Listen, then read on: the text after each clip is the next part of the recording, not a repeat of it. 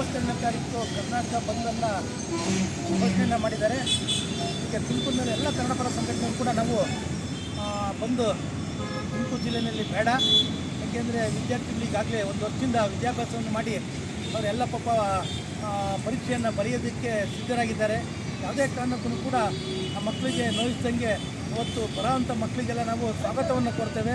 ಒಳ್ಳೆಯದಾಗಲಿ, ಅವರಿಗೆಲ್ಲ ಒಂದೊಂದು ರೋಸರ ಕೊಟ್ಟು ನಾವು ಅವರ ಆ ಒಂದು ಕೊಠಡಿಗೆ ಬಿಡ್ತೇವೆ ಸುರಕ್ಷಿತವಾಗಿ.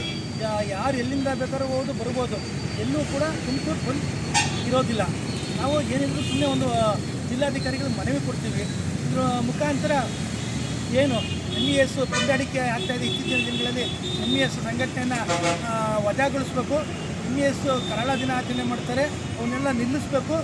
MES ಅವರು ಯಾವುದೇ ಒಂದು ಆ ಭಾಗದಲ್ಲಿ ಚುನಾವಣೆ ನಿಂತ್ಕೊಂಡ್ರೆ ಅವರಿಗೆ ಕನ್ನಡಿಗರು ತಕ್ಕ ಪಾಠವನ್ನು ಕಲಿಸಬೇಕು.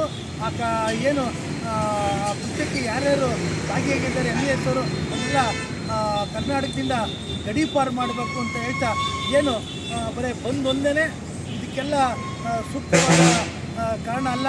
ನೀವು ಹಲವಾರು ಹೋರಾಟಗಳಿದೆ, ಹೋರಾಟ ಮಾಡ್ಕೊಂಬಂದು ಮುಂದಿನ ದಿನಗಳಲ್ಲಿ ನಾವು ಕನ್ನಡಿಗರಿಗೆ ರಕ್ಷಣೆ ಕೊಡೋದ್ರಲ್ಲಿ ಯಶಸ್ವಿ ಆಗ್ತೀವಿ. ಅದ್ರ ಮುಖಾಂತರ ಸರ್ಕಾರಕ್ಕೆ ಎಚ್ಚರಿಕೆಯನ್ನು ಕೊಡ್ತಾಯಿದ್ದೀವಿ. ಮುಂದಿನ ದಿನಗಳಲ್ಲಿ ಏನನ್ನ ಮರಾಠಿಗಾರರ ಮತಗಳು ಬೇಕು ಅಂತೇಳಿ ಅವನ್ನೇನೋ ಓಲೈಸಕ್ಕೆ ಹೊರಟ್ರೆ ಯಾವುದೇ ಸರ್ಕಾರ ಆದರೂ ಕೂಡ ಅವರಿಗೆ ಕನ್ನಡಿಗರು ತಕ್ಕ ಪಾಠ ಕಲಿಸ್ಬೇಕಾಗ್ತದೆ ಅಂತ ಈ ಮುಖಾಂತರ ಹೇಳ್ತೀನಿ. ಏನು 27ನೇ ತಾರೀಕು ಬಂದನ್ನು ಮಾಡಬೇಕಂತ ಹೇಳಿದ್ದಾರೆ. ತುಮಕೂರು ಜಿಲ್ಲೆಯಿಂದ ಬಂದ್ಗೆ ನಾವು ಯಾವುದೇ ರೀತಿ ಸಹಕರಿಸ್ತಾ ಇಲ್ಲ. ಕಾರಣ ಏನಂತಂದರೆ ಈಗಾಗಲೇ ನಾನಾ ರೀತಿ ಹೋರಾಟಗಳನ್ನ ನಾಳೆ ಮಾಡಿದ್ದೀವಿ.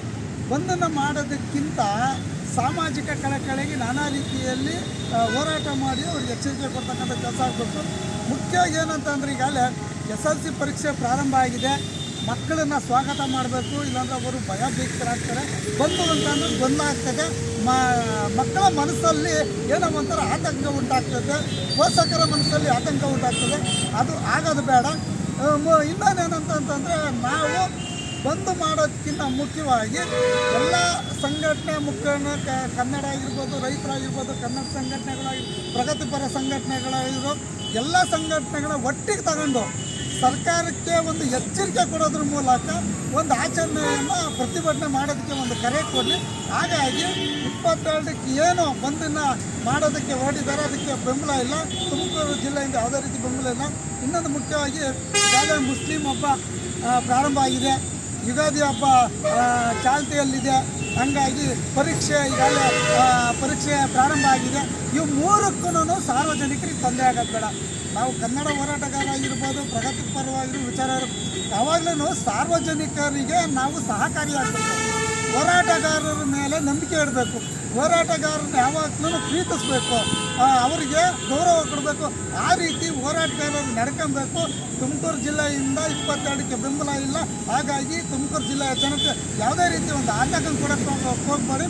ತಮ್ಮ ಎಂದಿನಂತೆ ಕೆಲಸವನ್ನು ಮಾಡೋದ್ರ ಮೂಲಕ ಮುಂದೆ ನಡೀತಕ್ಕಂಥ ಕನ್ನಡ ಪರ ಸಂಘಟನೆ ಹೋರಾಟ ಮಾಡೋದಕ್ಕೆ ತಾವೆಲ್ಲರೂ ಸಹಕಾರ ಕೊಡಿಸ್ಬೇಕು ಅಂತ ಹೇಳಿ ಈ ಸಂದರ್ಭದಲ್ಲಿ ನಾವು ಮನವಿ ಮಾಡ್ತಾಯಿದ್ದೀವಿ.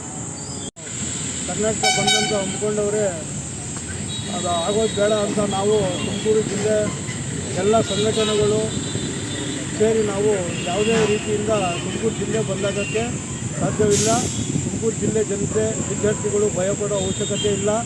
ಅದರಿಂದ ಏನಾದರೂ ನಮ್ಮ ಮೀಸೆ ಸತೀಶ್ ನಮ್ಮ ಅಧ್ಯಕ್ಷರು ಹೇಳಿದಂಗೆ ಏನಾದರೂ ಯಾರಾದರೂ ಅನುಕೂಲ ಆದರೆ ನಂಬರ್ ಕೊಟ್ಟವ್ರೆ, ಆ ನಂಬರ್ಗೆ ಫೋನ್ ಮಾಡಿ ತಮ್ಮ ಮಕ್ಕಳಿಗೆ ನಾವು ಸ್ವಾಗತ ಮಾಡ್ತೀವಿ ಅಂತ ಹೇಳ್ತಾ ಮಾತನ್ನು ಏನು 22ನೇ ತಾರೀಕು ಕರ್ನಾಟಕ ಬಂದು ಏನು ಮರಾಠಿಯರ ಅಭಿವೃದ್ಧಿಯನ್ನಕ್ಕೆ ತಡೆ ಮಾಡಬೇಕು ಅಂತೇಳಿ ಕೆಲವು ಬೆಂಗಳೂರು ರಾಜಧಾನಿಗಳು, ಕೆಲವು ಸಂಘಟನೆ ರಾಜ್ಯಾಧ್ಯಕ್ಷರುಗಳು ಒಂದು ತೀರ್ಮಾನ ತಗೊಂಡು ಇವತ್ತು ನಮ್ಮ ತುಮಕೂರು ನಗರದಲ್ಲಿ ತುಮಕೂರು ಜಿಲ್ಲೆ ಒಳಗೆ ಇವತ್ತು ಎಲ್ಲ ನಮ್ಮ ಕನ್ನಡ ಒಕ್ಕೂಟ ಆಗಿರ್ಬೋದು, ಕನ್ನಡ ಸಂಘಟನೆ ಆಗಿರ್ಬೋದು, ದಲಿತರ ಸಂಘಟನೆ ಆಗಿರ್ಬೋದು, ರೈತರ ಸಂಘಟನೆ ಆಗಿರ್ಬೋದು, ಕಾರ್ಮಿಕ ಸಂಘಟನೆ ಆಗಿರ್ಬೋದು, ಯಾರು ಇದಕ್ಕೆ ಸ್ವಲ್ಪ ಬೆಂಬಲ ನೀಡ್ತಾ ಇಲ್ಲ.